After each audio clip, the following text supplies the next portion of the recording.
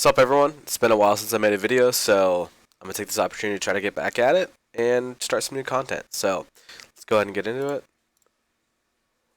Okay, so here we have Stug versus Clover at the Winner's Edge Weapon Master. These people are fighting Florentine, and let's see what's going on. Starting off, they're both fighting hand-matched. An important thing to note right away is that Clover's rear hand is facing over their sword, and Stug's has their rear hand on behind their lead sword, which is kind of important depending on how you think they're going to set up combinations and stuff like that. It's just an important thing to notice right away, and then you need to kind of test and see if their guard changes at all.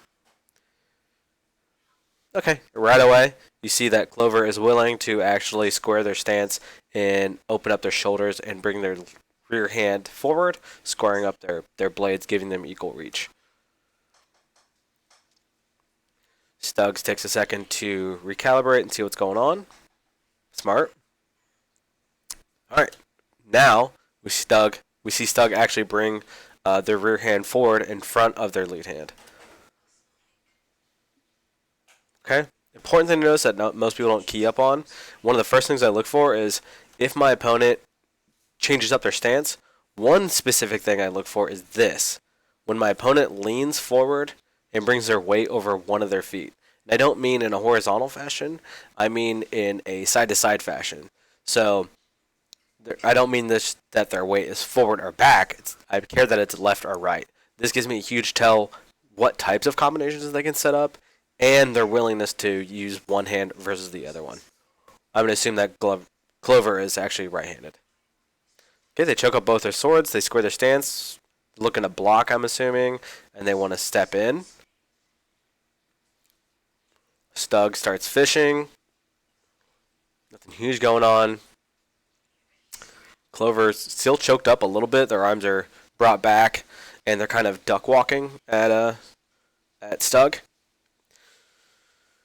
Stug needs to probably start sniping the arm.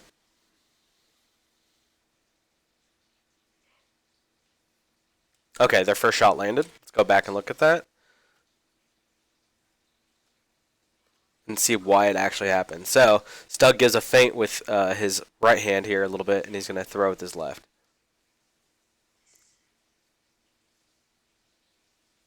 And actually, a real subtle thing that they did was actually they raised their left hand a little bit. A good read here is something I like that Stug does. Stug continuously is active with his right hand to control and manipulate his opponent, really opening up his left hand. We see that, actually, I'm going to go back because it's important to see.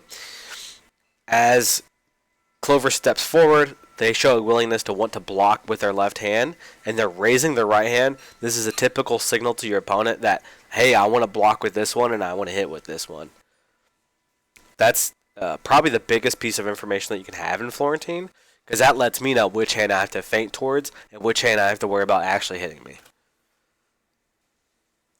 Stug throws a little bit of a feint with his right hand, throws with his left, throws two follow-up shots with his right hand. 1 point Stug.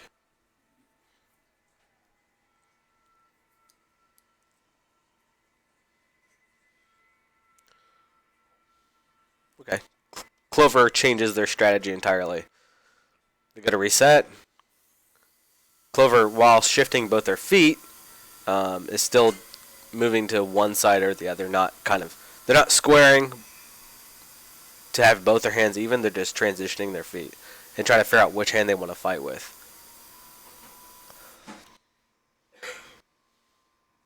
Good counter.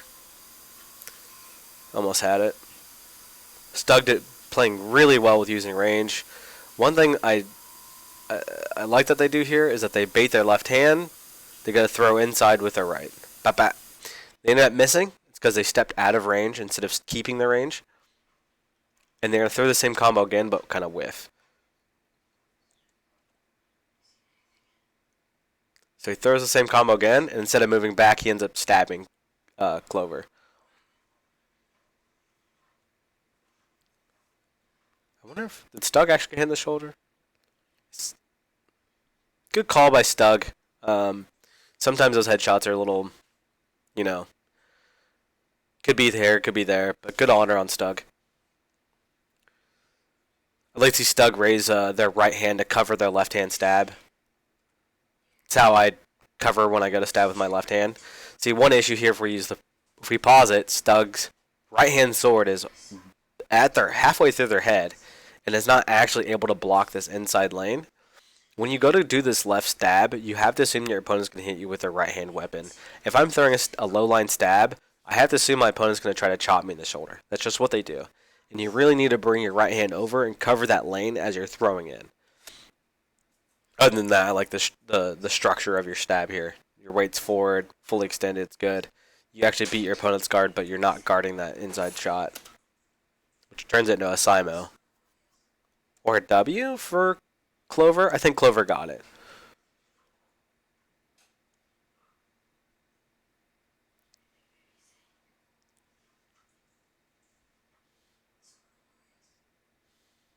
I would do the exact same thing, Stug. You lost that round because you didn't make an adjustment. You can make the adjustment, do the same things, typically. Good guard defense there by Stug and his willingness to back up.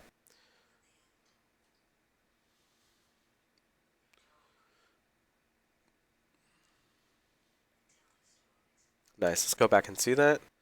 Okay. His opponent does the same tell I was talking about here when your opponent brings one hand up and one hand down, and it shows you exactly which hand they're going to throw with. See?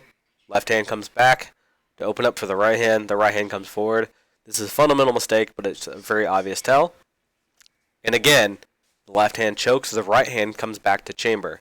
Even that little movement of just going from forward to back really shows you which hand they're going to hit you with.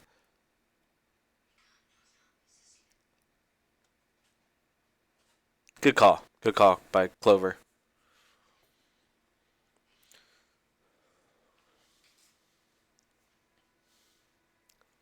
It's the best 3 out of 5.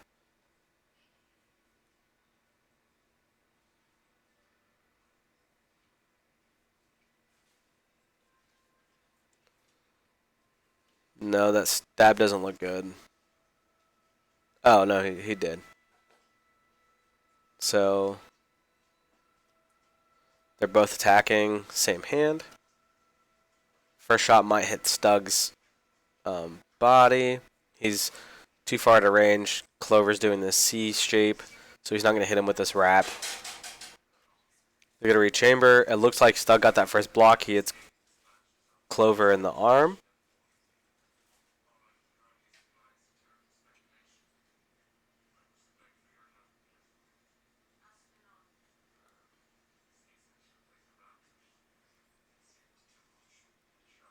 So, Clover shot is late.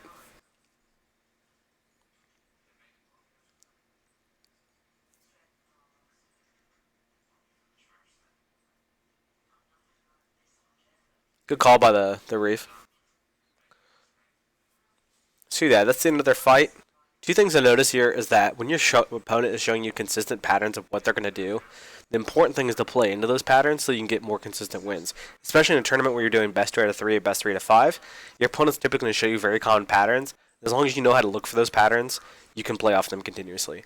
Another thing is, when you're attacking and choosing to initiate the fight as a Florentine, you have to understand that, yes, you are attacking with, you start the attack with one of your swords typically, that your opponent can choose to attack you with both their swords at the same time. And you need to play into the math and figure out where the best location for your swords is to be to cover against your attacks. A lot of those exchanges, both the opponents were leaving themselves open.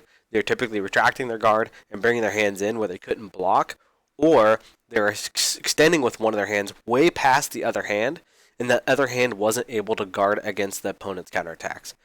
That's just something you need to look for if you're trying to get better and more consistent in Florentine tournaments. And those are some basic things that I do to help me win my Florentine brackets. Anyway, guys, I'll check you later. It's Raven the Swift. Peace.